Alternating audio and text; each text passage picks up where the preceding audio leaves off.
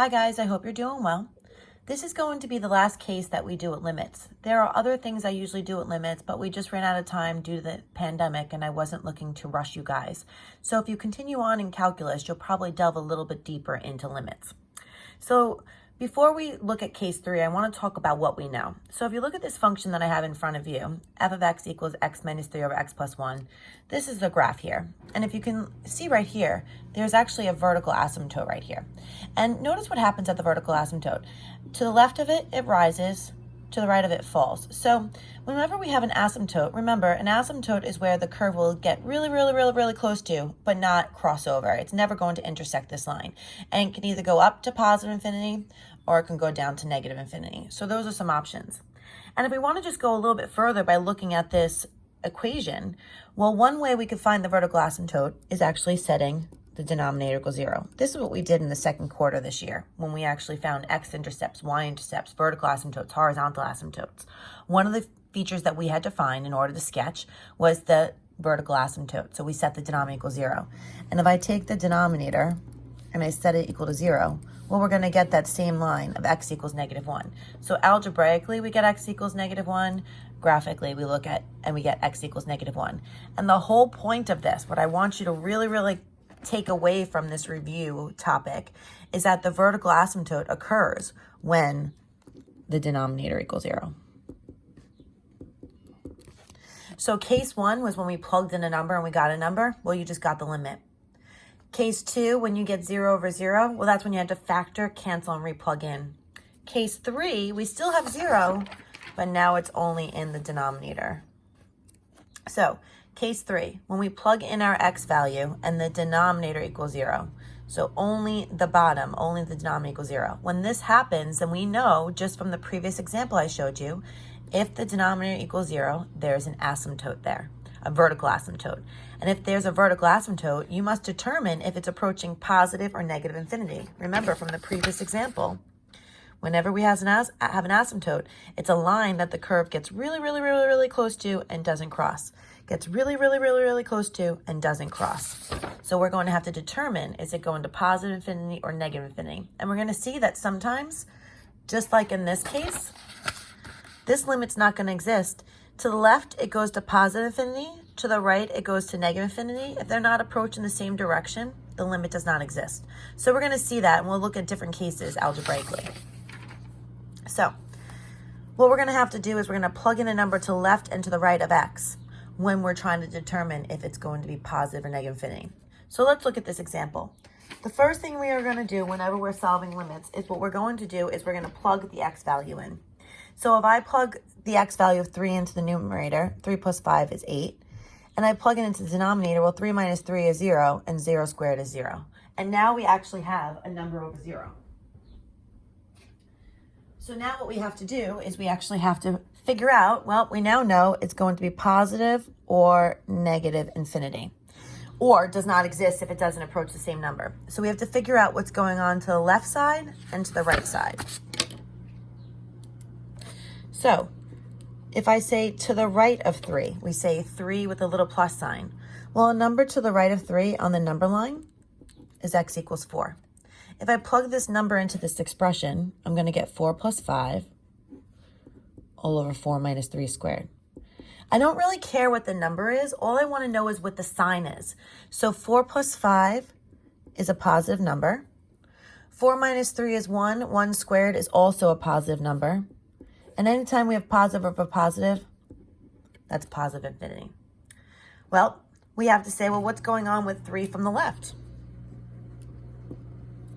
So a number to the left of 3 on the number line is x equals 2.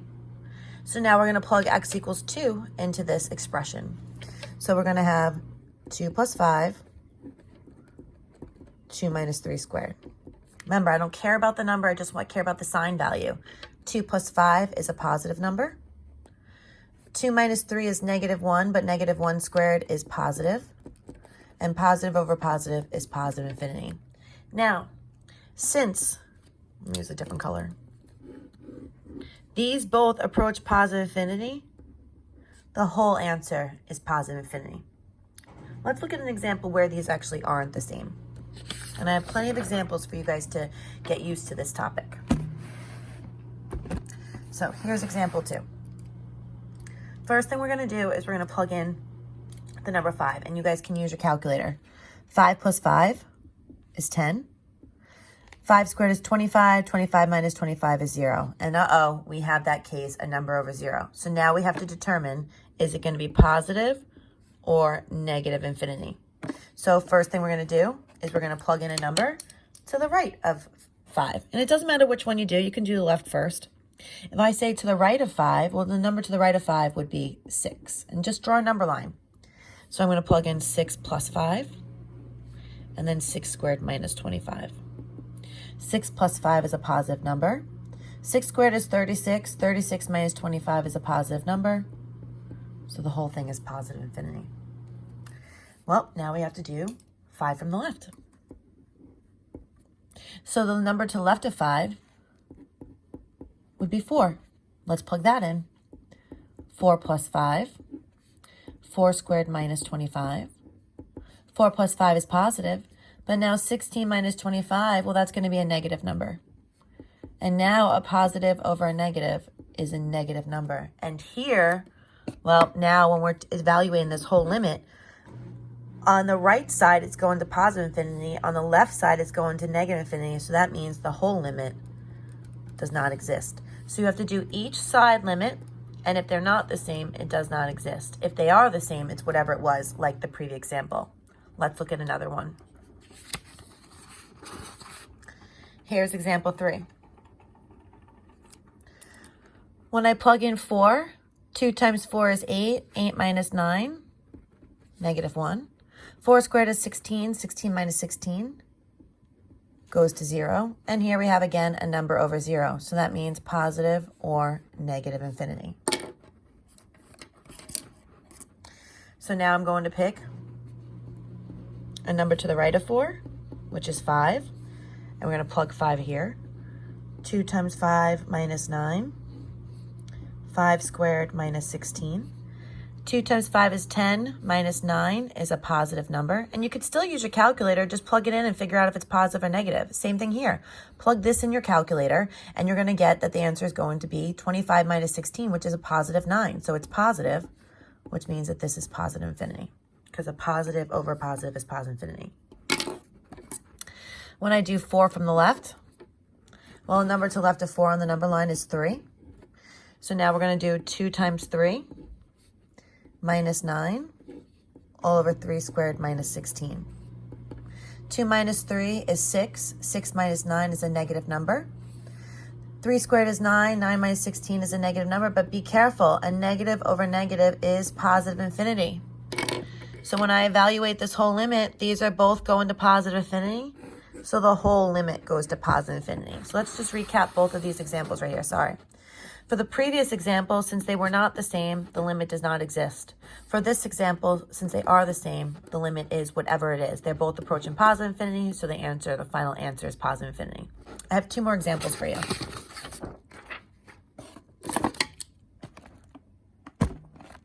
Okay. I realize I don't have any negatives here. So let's plug in a negative number. Let's make this a negative 2. Okay, so first thing we're going to do, and I'm going to change this to make it easier so that it works out to be this. All right, so let's see what happens on this problem. So limit as x approaches negative 2 of x plus 1 all over x plus 2. So first thing we're going to do is we're going to plug in the value of negative 2. Negative 2 plus 1 is negative 1. Negative 2 plus 2 is 0. We have that number over 0, so it's positive or negative infinity. So negative 2 to the right, and that's going to equal to, now you might want to draw a number line. The number to the right of negative 2 is negative 1. So we're going to do negative 1 plus 1 all over negative 1 plus 2.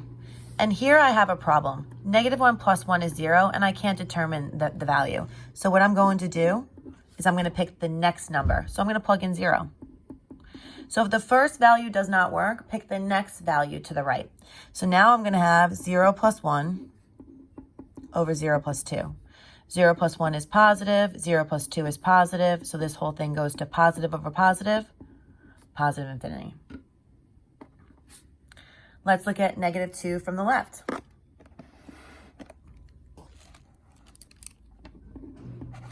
So the number to the left of negative 2 on the number line is negative 3. So now we're going to have negative 3 plus 1, negative 3 plus 2. Negative 3 plus 1 is negative. Negative 3 plus 2 is negative. Negative over negative is positive infinity. So since these are the same, the whole thing goes to positive infinity. Let's do our last example. Okay, so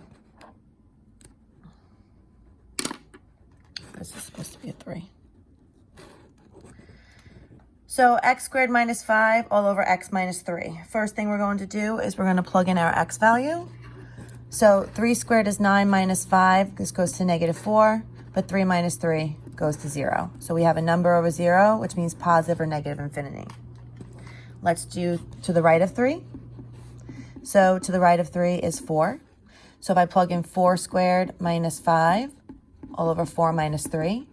4 squared minus 5, 16 minus 5 is a positive number. 4 minus 3 is a positive number, and positive over positive is positive infinity. If I do to the left of 3, x equals 2. Now I'm going to have 2 squared minus 5 all over 2 minus 3. 2 squared is 4 minus 5 is a negative number, but 2 minus 3 is also a negative, so a negative over negative is a positive. And these work out to be positive infinity. I want to do one more example where I know it's going to work out to be negative infinity, just so you can see that that's another case that we can have. So let me just start a new problem.